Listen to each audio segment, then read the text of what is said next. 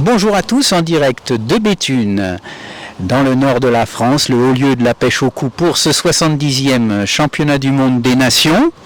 Alors comme vous le voyez, je suis avec le capitaine de l'équipe de France, Paul-Louis Lafont. Alors tout d'abord, un grand bravo à lui pour les résultats de l'équipe de France et de son club en ce début d'année 2024, puisque je rappelle que les Français ont remporté le titre européen par équipe, avec une belle médaille d'or également, une belle médaille de bronze en individuel, et puis surtout le SPP 87 a remporté le championnat du monde des clubs. J'ai coutume de dire désormais que c'est le championnat du monde peut-être le plus difficile à gagner de nos jours, parce qu'il y a beaucoup de nations, beaucoup d'équipes très très fortes, donc un grand bravo à Polo. Mais en tout cas, là nous sommes à Béthune pour ce 70e championnat du monde des nations. Il n'y en a pas tant que ça en France, ce sera le 5e, il y en a eu 4. On se souvient du dernier qui avait eu lieu à Paris en 2001, où les Anglais nous avaient soufflé la victoire grâce à des anguilles de dernière minute, on va dire. On espère que cette fois-ci vous allez nous venger, Polo. Alors, avant toute chose, j'aimerais bien savoir comment vous vous êtes préparé sur ce parcours. Je crois que ta sélection d'ailleurs en a tenu compte, puisqu'il y a 2 pêcheurs, Emmanuel Villain, Jimmy Martin, qui sont des locales de l'étape, on va dire. Ils sont du team Armentières, donc des pêcheurs du Nord. Déjà, comment vous êtes-vous préparé? Comment as-tu fait ta sélection? Je crois que vous avez passé quand même beaucoup de temps sur le parcours pour vous entraîner. Oui, on a démarré la sélection en sachant que les pêcheurs sont quand même venus à plusieurs reprises sur le parcours. C'est en France, donc ils en ont profité pour venir faire des réglages, voir les fonds, les poissons. Mais nous, notre sélection a vraiment démarré le week-end du festival Sansas, qui a eu lieu il y a 15 jours, 3 semaines, où on est arrivé le vendredi, enfin le jeudi soir. Le vendredi a été pour nous une manche de stage. Le samedi et le dimanche a eu lieu la compétition. On est resté le lundi pour refaire une manche entre nous. Et à l'issue de ces 4 journées, avec Alain, sur les 11 pêcheurs présents, les 11 qui représentent l'équipe de France, tout le monde était là, on a sélectionné 6 pêcheurs. Alors évidemment, les 6 pêcheurs, les 2 pêcheurs locaux, régionaux, ont été sélectionnés. Non pas parce qu'ils étaient les locaux, mais parce qu'ils ont démontré qu'ils avaient tout à fait leur place dans les 6 premiers. Voilà. En particulier, Emmanuel était déjà présent, je me rappelle, l'année dernière en Espagne, où il avait fait un très bon résultat. Donc effectivement, il n'y a pas que le côté « je connais bien le parcours » qui a aidé à sa sélection. Alors justement, ce parcours, donc c'est un grand canal, c'est le canal d'Air. Il y aura 5 secteurs qui sont relativement éloignés les uns des autres tout de même. Donc déjà ça va multiplier les ailes, même s'il y a des grilles de tirage au sort qui évitent qu'une nation ait plusieurs ailes. En revanche, on va avoir, puisqu'il y a 27 nations, des sous-secteurs. Donc ça va être un élément, on aura l'occasion d'en parler pendant tout le week-end, qui risque de jouer quand même dans les classements des équipes dans les différents secteurs, parce qu'il ne va pas falloir beaucoup de points à mon avis pour remporter ce championnat du monde, parce que sur ces pêches très techniques de canal, on a quand même une différence, je dirais, de niveau entre certaines équipes qui sont favorites. Alors, je vais te donner les équipes qui me semblent être les mieux à même de réussir sur ce parcours. Tu vas me confirmer ou pas du tout. On va dire la France, la Belgique, l'Angleterre, l'Italie.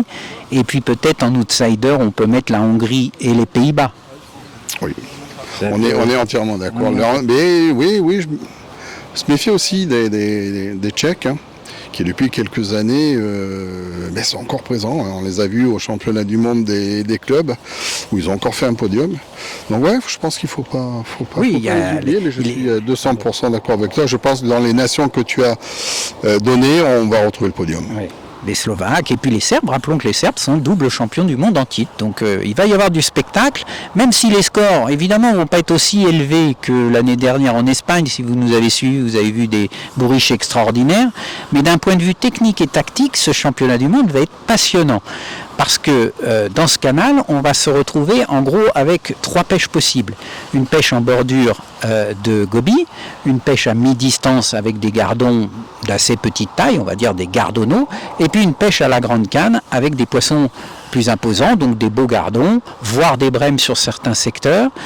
Les secteurs ont également des profondeurs différentes, des largeurs différentes. Il y a aussi ce problème technique de passage de bateau. À ton avis, Polo, qu'est-ce qui va être le plus déterminant On va pas rentrer dans les détails techniques d'amorce, de choses comme ça. On fera ça pendant le week-end, vous inquiétez pas. Mais est-ce que d'un point de vue tactique, qu'est-ce qui te semble le plus important? Est-ce que c'est le choix des distances de pêche, le choix des espèces de poissons à attraper?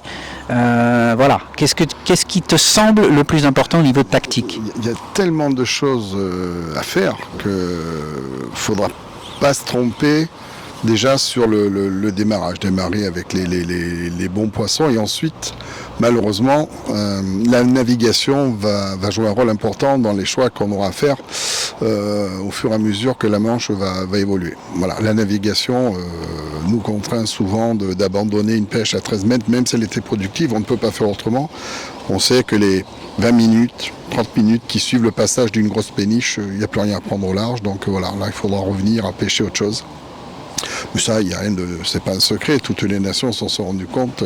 Voilà, il y a des bateaux quand ils passent. Alors, en plus, je rajouterais qu'il y a des bateaux qui vont passer et que, vu la difficulté de s'approvisionner en fouillis, la fédération a limité à 1 demi-litre de fouillis au lieu de 1 litre. Donc ça veut dire moitié moins de fouillis. Or, on sait que l'une des stratégies après le passage d'un bateau est de recharger le coup à la coupelle avec de la double terre et du fouillis.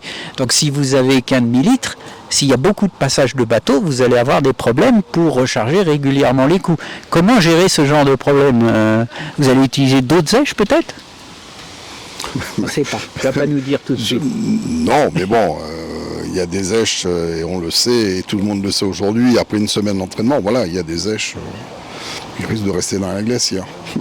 Bon, bah écoutez, merci Polo, on va pas le tenir parce que là c'est encore une manche d'entraînement. De toute façon, on se retrouve demain derrière l'équipe de France pour la dernière journée d'entraînement. Je vais reprendre mon rythme habituel de reportage des championnats du monde. Donc demain, on se retrouve pour le vendredi pour la dernière manche d'entraînement derrière les Français. Je crois que les Anglais seront dans le même secteur que les Français, donc j'en profiterai pour attraper peut-être Mark Downs et vous livrer aussi une interview de nos amis et ennemis britanniques. Voilà, merci à tous et à demain.